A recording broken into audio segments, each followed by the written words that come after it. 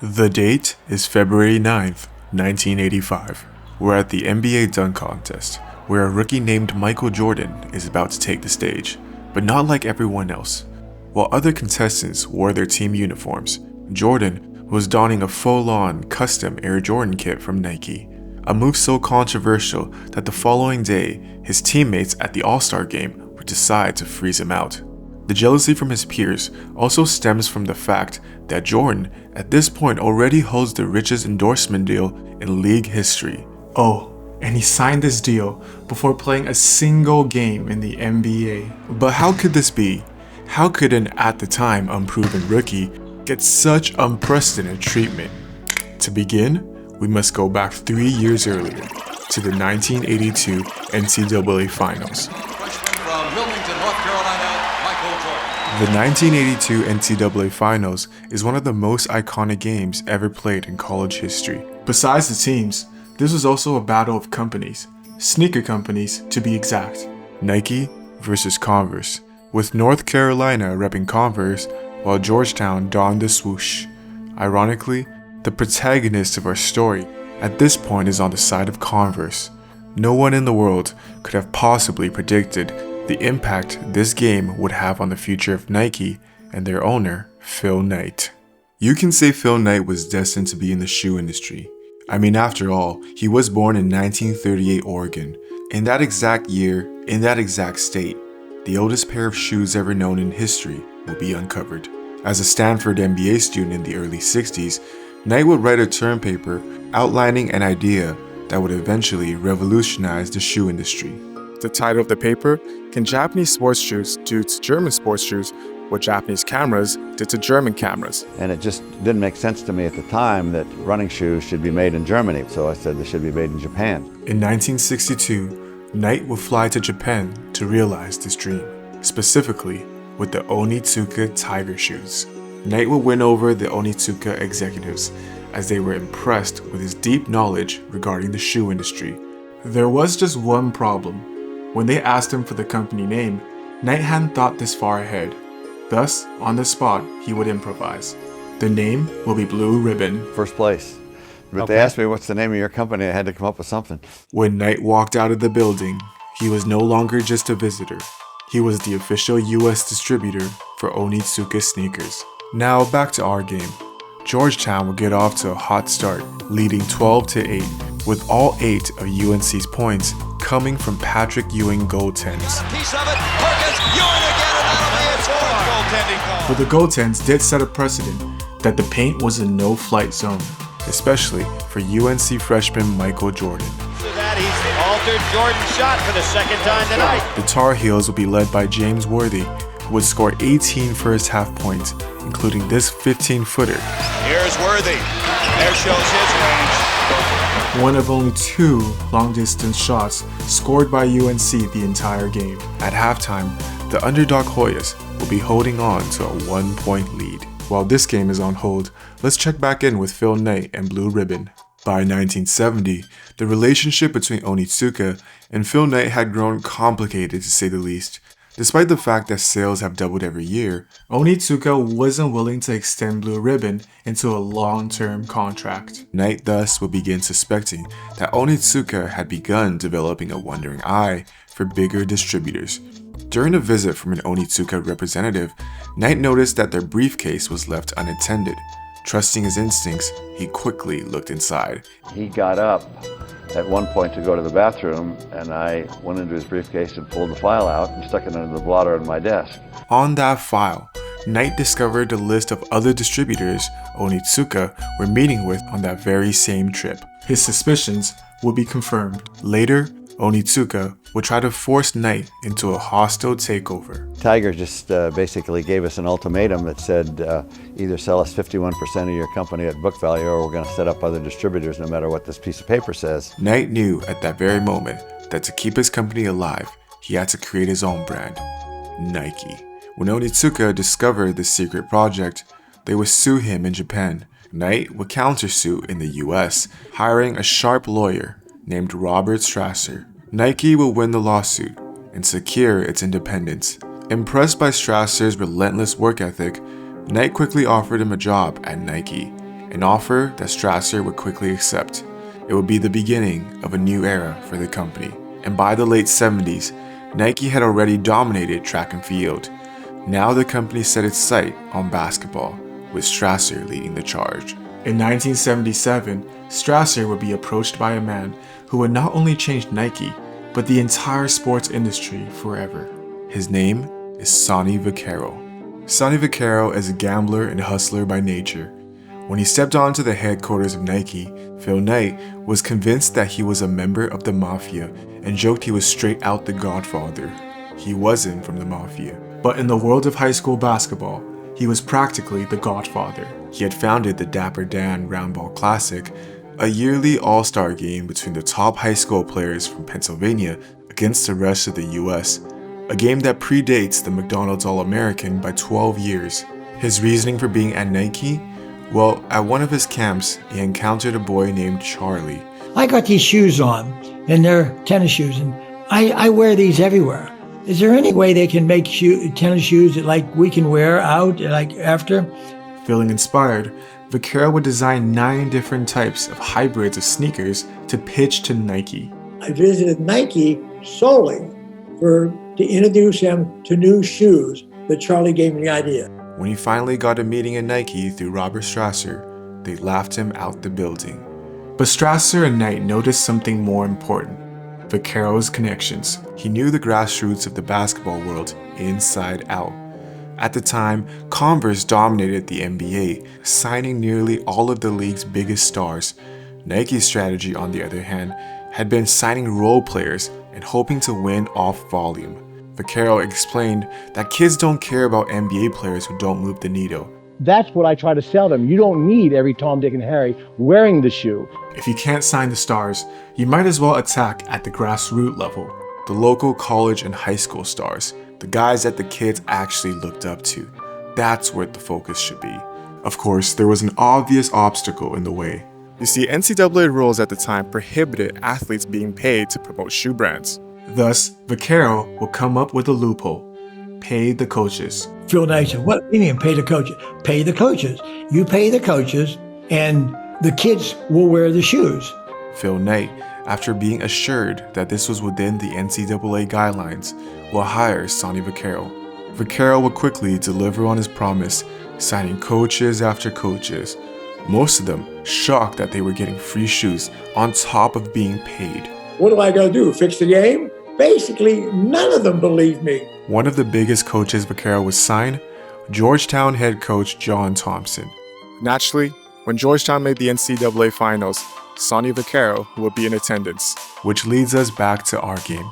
This game, I should mention, is being called by the legendary broadcaster Billy Packer. Ironically, the same broadcaster who called Michael Jordan's McDonald's All-American game. With around 5 minutes left in the game, the Tar Heels held on to a 1-point lead and would hence stall for 2 straight minutes. Now watching this offense right now, the guy that seems to be a little shaky is Michael Jordan. Around the 3-minute mark, Jordan would flash his first signs of brilliance. Ball would go to Georgetown as Jordan on the But of course, Georgetown wasn't done, scoring 2 straight possessions to get a 1-point lead. fake beautifully once, twice, gets a roll, and the Hoyas lead by 1. Then this is where it all happened. I'm watching the game. It comes down to 18 seconds. Georgetown may win this game. All we got to do is stop this shot. The black. The time, 18. Shot, Jordan, Michael Jordan. I didn't give a damn about Michael Jordan. I didn't know his name until he took the shot. He makes the shot. That was my whole dream, was have the Nike team win a championship. Broke my heart. I wanted Georgetown to win. I never would have seen or talked about Michael Jordan again if he'd have missed that shot. Little could anybody guess that the repercussions of this shot will far outweigh a national championship. But before we get to that, a quick word from today's sponsor. Okay guys, let me tell you about a website I've been using called Kalshi. I've been using it to keep track of the NBA odds and also other global events. You can trade on just about anything. Now let's look at the Western Conference Championship odds. A contract for OKC winning the West is trading at 38 cents, the equivalent of a 38% chance. If you put $100 down, you would win $264 back. Personally, I think that's rather high, given the fact that there's been no repeat of a Western Conference Finals winner since 2019. But hey, who knows, maybe this is the year that breaks the streak. Kalshi is the first federally regulated prediction market in the US approved by the CFTC. And it's the only place you can trade on these events legally in all 50 states. Kalshi is not a sportsbook, but an exchange where people trade against each other, not the house. And what's really cool is that you can always cash out early. If you want to try it out, Kalshi is giving away $10 to anyone who signs up using my link and trades $100. So if you're interested, check out the link in the description below. Thank you, Kalshi. By 1984, Nike was facing declining profits in an ever-competitive market. They would conduct their first ever layoffs, deemed the St. Valentine's Day Massacre.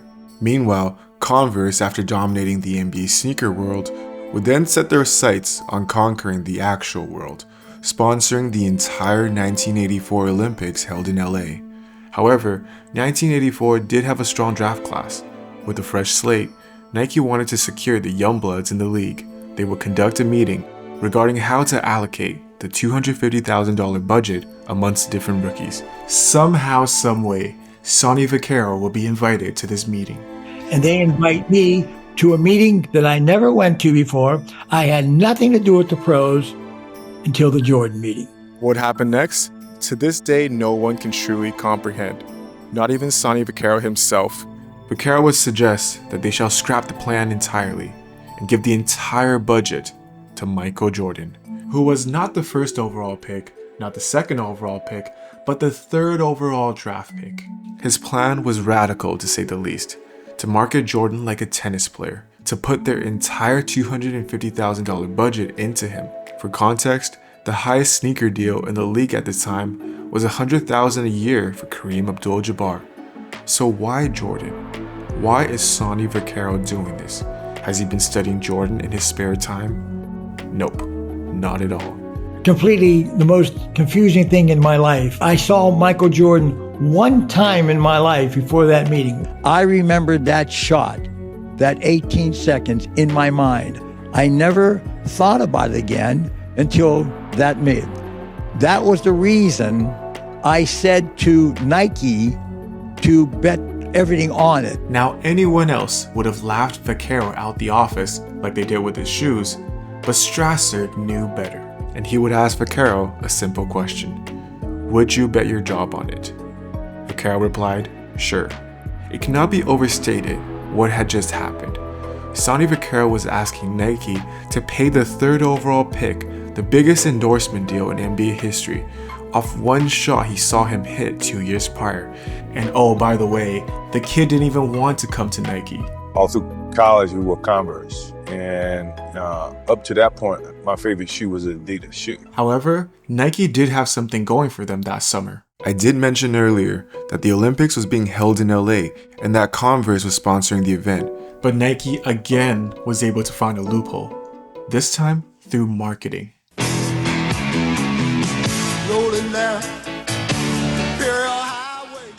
While players might be wearing Converse on their feet, Nike would dominate the national conscience, displaying billboards around iconic LA locations and a national ad campaign titled I Love LA.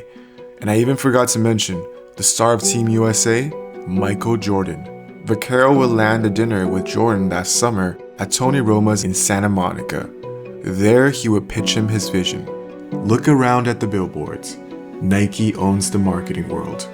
Now imagine all of that, but for Michael Jordan. After the dinner, Jordan would respectfully tell Vaccaro that if Adidas came anywhere close, he would go with them.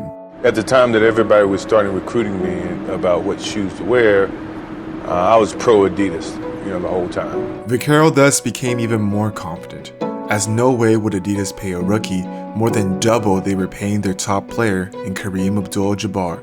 After the meeting, Vaccaro would build on this momentum, targeting Jordan's agent, David Falk, this time bringing along Robert Strasser. Strasser's official offer to Falk, a signing bonus of $200,000. base guarantee of $250,000 a year, and a 20-cent per pair royalty. David Falk would counter, $50,000 more in both the signing bonus and the base guarantee. In exchange, they would take a 10-cent cut for the royalty. Strasser, ever the math wizard, would quickly accept the terms. Now with Jordan's agent also agreeable, there was only one person left for Vaccaro and Strasser to get on board. The most important party at Nike, Mr. Phil Knight. Now truly consider what Sonny Vaccaro was suggesting at the time. To dedicate their entire budget into one unproven rookie, to dedicate their entire marketing to said rookie, to bet that the third overall pick would deliver, to bet that the NBA itself grow as a league. I mean, the league in the early 80s was still being tape delayed in the playoffs. Now what a turn of events though, looking back. Just 2 decades prior, it was Phil Knight who was in their position, selling Onitsuka to trust him on his instincts. Now, he was the decision maker. Phil Knight up to this point was non-committal, but also not stopping their pursuit. Hence, Robert Strasser would come up with an idea to set up a dinner between Phil Knight and a trusted authority in the basketball world. Of course, Vaccaro, being ever so connected, would have the perfect person in mind. Legendary broadcaster Billy Packer, the same man who also called that famous 1982 NCAA Finals. On August 13th, the night after the Olympics closing ceremony, Vaccaro, Knight, and Packer would privately meet together. Now in Vaccaro's book, he would go into great details about this meeting. But ultimately, Packer would relay a quote about Jordan from US Olympics coach Bobby Knight. Now keep in mind that this is before Michael Jordan even played a single game in the NBA. He's going to be the greatest player to ever play this game. After that meeting, Phil Knight was sold. Jordan himself would then be convinced by his mother to attend a Nike meeting in Portland where Nike would present their offer again in person. At this meeting, Vaccaro would urge Jordan to bet on them as much as they're betting on him.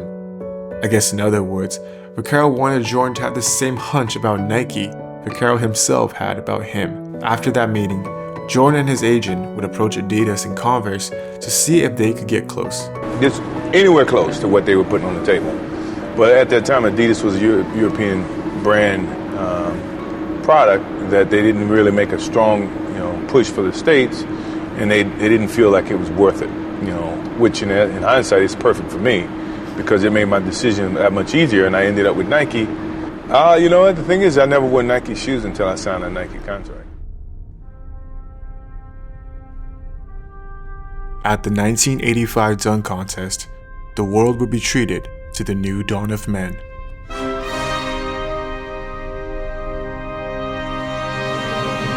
passing of guard moment. While this was Jordan's first dunk contest, it was Dr. J's last. For the first time, not only is a player repping his NBA team, he is also repping his own personal brand. Now think of all the coincidences. Is there any way they can make tennis shoes that we can wear out? All the accidents. And I went into his briefcase and pulled the file out. All the hunches. Completely the most confusing thing in my life. That had to go just right for Jordan to end up at Nike. I was pro Adidas, the whole time. And yet, none of it would have mattered if the kid didn't deliver. The foul line, a shot on Elo, good! The Bulls win! Did you see that look? Michael indicating he can't believe it. And old deliver, he did. Open, Chicago with the lead.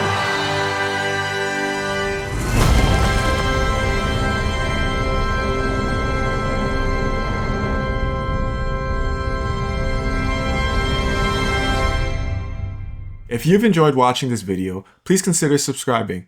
And if you're watching on a TV, all you gotta do is click up on your remote and clicking this button right here to subscribe so you don't miss any uploads. Thank you so much. Have a great day.